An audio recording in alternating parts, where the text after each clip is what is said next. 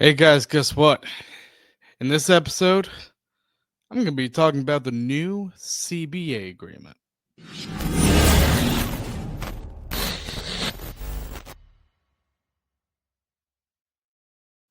Honestly, don't know how any other way to put it for my one liner, but that is going to be this episode because the Hurricanes have to oblige, obviously, to the new CPA that'll be coming not this upcoming season, but the next. And I think it's important to at least go over this for you guys if you don't know what's in the new CPA that's coming up. So, first things first is I have a great partnership with SeatGeek. You get $20 off your first purchase if you use promo code KNAC Reports, all one word. It's a great deal if you're trying to save some money on tickets, whether it's to a live concert or a comedy show. So, yeah. And again, yeah, this is the episode where I am going to get into what that new CBA is. So, if this isn't your type of episode, that's completely fine. But for those of you who do want to know, then this episode's for you. And I am covering this because, again, the Hurricanes are going to be affected by these new rules. In fact, why these few rules were put into place because the Hurricanes might have done quite a few of these. So I will be reviewing. There's a lot of stuff that they added in this new CBA. So obviously it was ratified this past summer, right before I believe the Stanley Cup was announced, I believe. And it's a 4-year extension. And the current one that we're on, that was actually a 10-year extension. And for those of you who don't know what CBA is, it is a collective bargaining agreement that is agreed to by the NHL owners and the NHL Players Association. If there's no agreement, guess what? No hockey. That's why we've had two lockouts before in the past. I believe 2004, 2005 was one, and the other was the 2012-2013 season. So I'm gonna go ahead and get into this. And what's funny is that this is only a 4-year extension. The past one was 10 years. So I'm guessing. So Alan Walsh, is the guy that kind of represents the players. Apparently, he only wanted 4 years. I think he said that was the best for the players. I'm surprised it wasn't probably a tad more considering we are on its 10-year extension, but who knows? Really, who knows? But the first thing I do want to talk about is that there is a change in the LTR usage. And what I mean by LTR or LTIR, sorry, is a long term injured reserve. And the Hurricanes have done this before, but when a player is placed on LTIR in the regular season, there is only a certain limit of extra cap space the team will actually have. So that's new. It used to be that you'll get the cap space of the contract the player is currently on, but it's not going to be that anymore. The team will be allowed to exceed the cap that will equal the prior season's average salary. So that's different. And the next thing when it comes to LTR usage is that there is going to be a salary cap in the playoffs. And the reason why is because there have been teams that have abused that several times to where once these players become healthy, they are like nowhere near salary compliant from the regular season. So that's why part of the new agreement, they're like, no, we're not letting that happen anymore. We're not going to let that get abused. The next thing, and I actually really like this. I do like the LTIR switch to there being a salary where basically the salary cap will carry over to the playoffs, but I like that too. I really do. Even if the Hurricanes have taken advantage of that or not. But the next thing, again, I really like this, is the amount of games will be changed from 82 games to 84 games. And I love this because when you get to have 84 games, especially with the new expansions like Utah, or sorry, not Utah. I mean, that was a relocation thing. But I'm talking about the new expansions with Seattle, Vegas. Uh, it kind of made the schedules unbalanced. So with this 84 games now, every team can now play the the same divisional games to each divisional team, because there will be two teams usually within the same division where you would only play 3 games instead of the normal 4 that you had to play against the other divisional games. Well, with it being 84 games, that is now spread even 4 games across. You have to play at least 4 games against all divisional teams, not just 6 like it was. So I am really, really happy with that. And another thing, too, what's interesting is due to this, the training camp will be shortened from 21 days to 13 days, and it's going to be 18 days for rookies with 1 day off in the first week. And each team will be limited to 4 exhibition games. And players, again, I find this very interesting. Players who have amassed 100 NHL games will have a max of 2 exhibition games. That's to me very, very interesting. Now, I understand that just because of the experience those players currently have, but I can tell uh, Alan Walsh, who represents the players, he wants to get what he wants for the players, and good for the players of hiring someone like that. You're supposed to do your job really, really good. And apparently, the NHL wants the regular season basically to start late September instead of October and end around June 21st, with the Stanley Cup being awarded.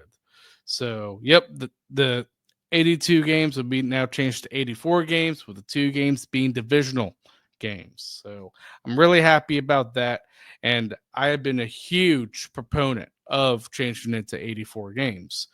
Another thing too is that the minimum salary will increase from the current level of $775,000 in the next 4 years. It'll go to 850,000, 900, 950, 1 million. Pretty consistent there. It just adds $50,000. I don't really care much about that. I know the players do, but I'm sure you listening to us. I mean, at least the players are getting paid, obviously. And I do agree, if the cap is going up, then the minimum salary should go up as well. That's my only thing with that. So not much to say other than that. Also, another thing too is salary retention limits. These are tweaks, but the second retention on the same contract can only happen 75 regular season days after the first one. And this is somewhat important because if you guys remember the Max Domi trade that came to Carolina several years ago, 2 teams were involved in retaining Max Domi's contract. That can no longer happen with this new CBA. So, again, you can kind of tell Hurricanes, I mean, they did that, and the NHL's like, nope, we cannot have that anymore. We're just not doing that.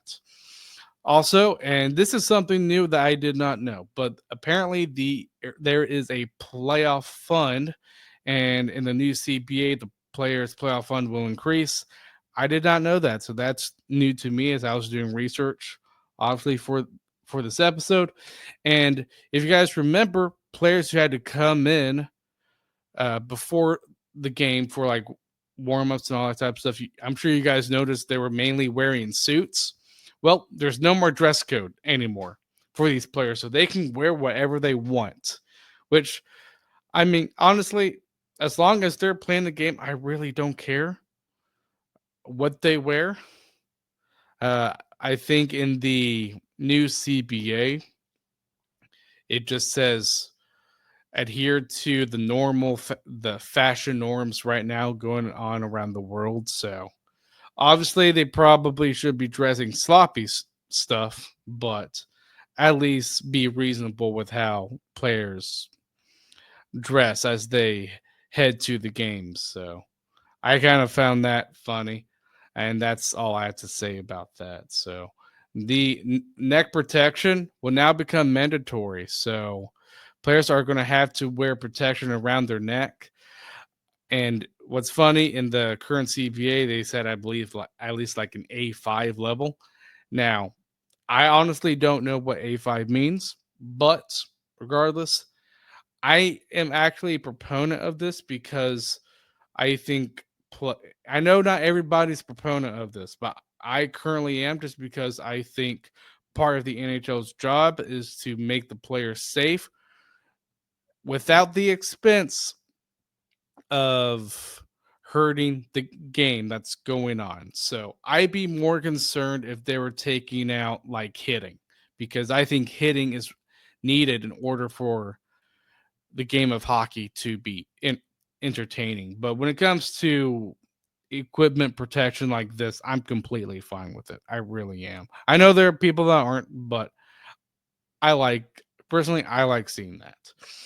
Now, another thing too is teams will now be able to employ an e-bug, an emergency backup goalie that will travel with the team. So that means the Hurricanes can employ David Ayers to be their e-bug. So I found that funny when I saw that. I was like, hey, David Ayers came to mind when I first saw that. And if you guys don't know about that whole thing with Carolina and David Ayers, look it up. It is an excellent, excellent story. Another thing, too, is the max term contract will be reduced by 1 year. This is one part of the contract that I actually do not like, because, and the reason why is just because, I mean, listen, 8 years is what the norm right now when it comes to the max term contracts. I personally like that for the owner's sake, just because it gives them some certainty about the future. But apparently, it's going to be reduced to 7 years if the team has the player heading into free agency and signs with that team too. But if the player signs with a new team, it obviously goes down to 6 years. So we'll see how that goes. Again, I'm not a big fan of it. That's just me. But if you like that, that's completely fine. I'm willing to agree to disagree. Players also, I'm sure players are going to love this. Players will be allowed to play in the Olympics, including the 2030 Winter Olympics too. So congrats to them. I think they've earned it. Heck, they're going to be playing 84 regular games when the CBA kicks in. I think they should be deserving to play in the Olympics. Really, really should.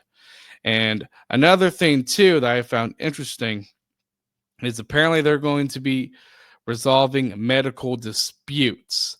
And there have been a couple instances.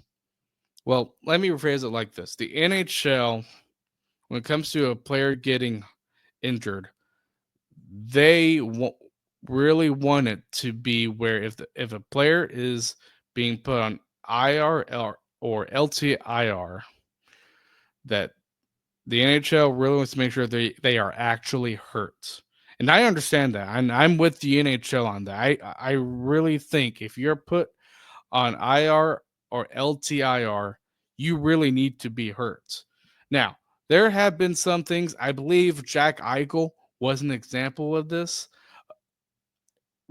as the most recent example. But if a team doctor disagrees with the player's second opinion doctor, then there needs to be a third doctor involved to settle the disputes. And also, the team must pay for the third doctor and give due consideration for the third doctor. So, also, another thing, too, as I'm going over the CBA, my primary research came from an article on The Athletic that covers this stuff. So, I'm just going to give credit where credit is due. That article on The Athletic really did help me out when doing research on this. So, the NHL and the NHLPA will establish a retired players emergency health care and wellness fund, splitting the $4 million cost equally between the owners and the players. Honestly, I don't really mind that. Really, really don't. And another thing too, I actually find this really funny, is players will no longer be prohibited from endorsing wine and spirits. So, okay. Again, there are some points on this CBA where I might have my opinions. I don't really have an opinion on that.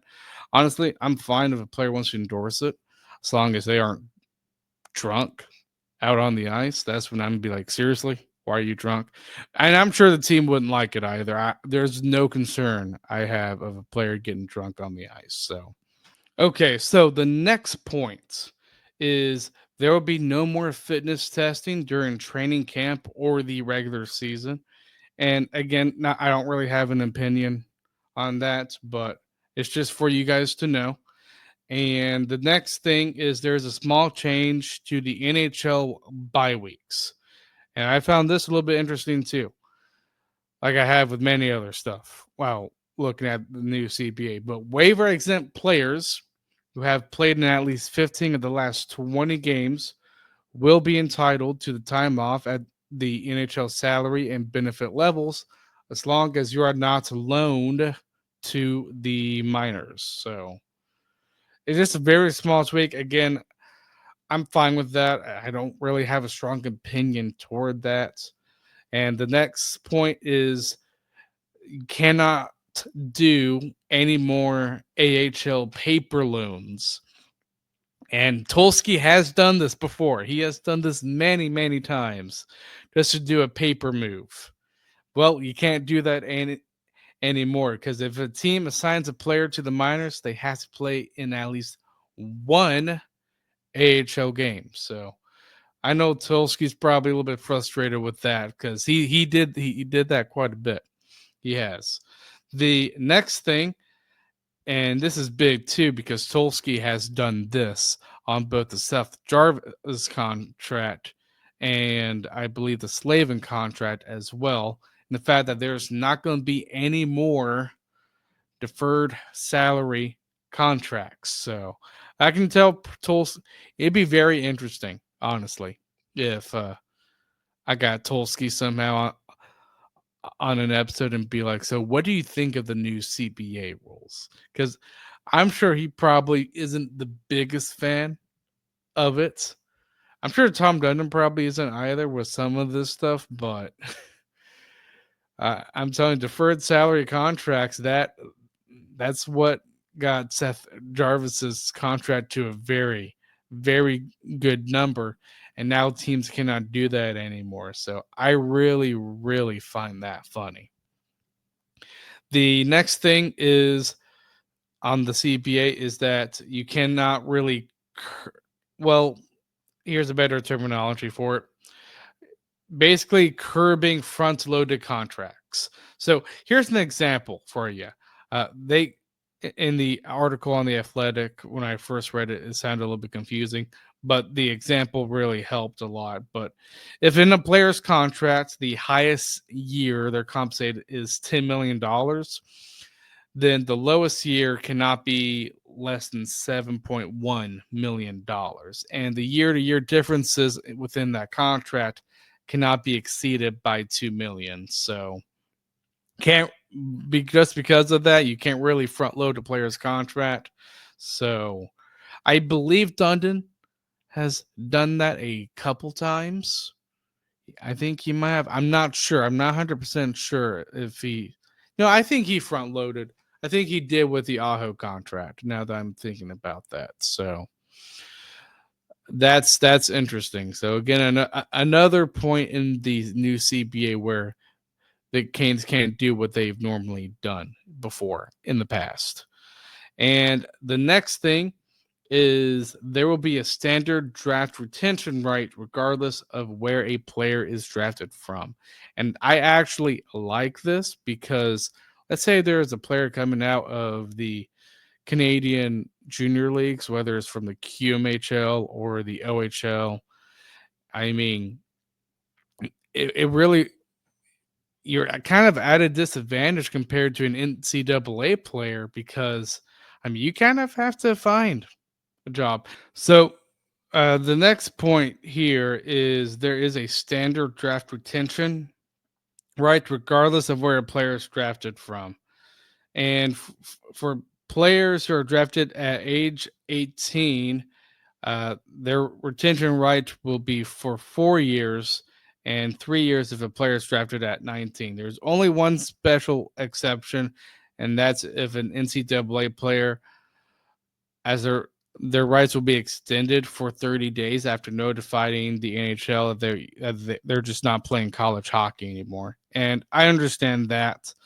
And honestly, I'm kind of happy that they have that standard draft retention rights. I can't believe they haven't had that before. But regardless, I am happy. 4 years for anybody coming or being drafted in the NHL, regardless of where you're coming from. I think it just puts everybody at a good, even playing field. So I actually really like that. And the very last thing is owners now have to pay for workers' compensation and payroll taxes. Again, I'm sure you guys probably don't care about this stuff. I don't. That's something the owner, Tom Dundon, is going to be worried about. So I'm sure he probably doesn't like that, considering he has to pay more. But regardless, that's the rule that he's going to have to abide by for at least 4 years. So that's it of me covering the new CBA agreement. This episode is a little bit shorter. I got to 22 minutes, but I think that's fine.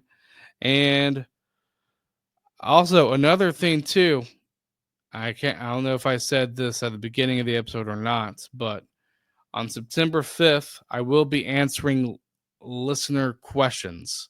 So there is going to be an episode coming up where I'm just going to be answering questions. So feel free to DM me, whether you're on Twitter following us or Instagram following us, Blue Sky if you're following us. You can also email the Caniac Report 2. It's in the description. Please fire away a question and I will try my best to answer it, obviously. And I think it's going to be a very, very fun episode. Really do. And also another thing too, if you're watching us on YouTube, please give us or give me a like and hit the subscribe button and hit that notification bell so you never miss another episode. And if you are following me on Apple, Spotify, or wherever you get your podcasts, please leave a rating and a review. It really does help me out a ton, and I would really, really appreciate it. Again, I just want to say here as I'm ending this episode, I really greatly appreciate you guys taking time out of your day listening to me. I really, really do appreciate it. And yeah, honestly, this was an episode I thought probably needed to be discussed just so that you guys can be informed of what's ahead in the next 4 years in the NHL. Because I'm sure some of you guys probably have questions of, well, why can't the Hurricanes do this anymore? Well, now you have an episode to go back to so that I have explained everything in the new CBA. So, yeah. Well, I will see you guys for the next episode.